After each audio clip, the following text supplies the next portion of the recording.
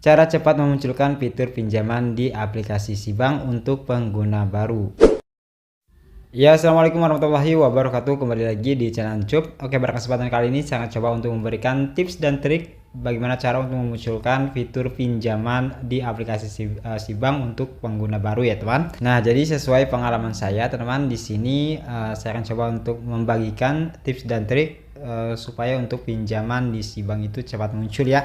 Oke, di sini teman ada 3 tips yang bisa kalian lakukan supaya fitur pinjaman di Sebank cepat muncul ya. Nah, untuk tips dan trik yang pertama teman, di sini pastikan kalian mempunyai saldo yang mengendap di aplikasi Sibank ya teman. Nah, gunanya ada saldo yang mengendap ini supaya dari pihak Sibank itu biar mengira akun kita itu aktif teman-teman. Nah, kalau misalkan udah kelihatan aktif dan ada saldonya, nanti dari pihak si bank itu tidak ragu-ragu ya untuk memunculkan fitur pinjaman dari si bank teman-teman. Dan terus untuk nominal saldo itu terserah kalian ya teman, mau kalian isikan 1 juta, 2 juta ataupun lebih ya. Tapi sepengalaman saya pernah memasukkan saldo sebesar 2 juta di si bank dan tidak pernah saya ambil ya untuk uangnya. Jadi itu sebagai pancingan saja supaya pihak si bank itu memunculkan fitur pinjaman ini ya teman. Nah, jadi bila kalian pengguna baru di aplikasi Sibank dan ingin memunculkan fitur Sibank pinjamnya, jadi pastikan kalian sudah mempunyai saldo yang mengendap di aplikasi Sibank ya. Nah, kita lanjut ke tips dan trik yang kedua teman. Nah, untuk tips yang kedua ini pastikan kalian itu sering-sering bertransaksi di aplikasi Sibank ya. Nah, kalau kita rajin bertransaksi di aplikasi Bank, entah itu transfer ataupun pembelian ya, seperti pembelian pulsa, paket data ataupun yang lainnya. Jadi kalau misalkan kalian itu sering membeli pulsa ataupun paket data di aplikasi lain, nah untuk sementara waktu ini coba kalian alihkan di aplikasi Sibank ya.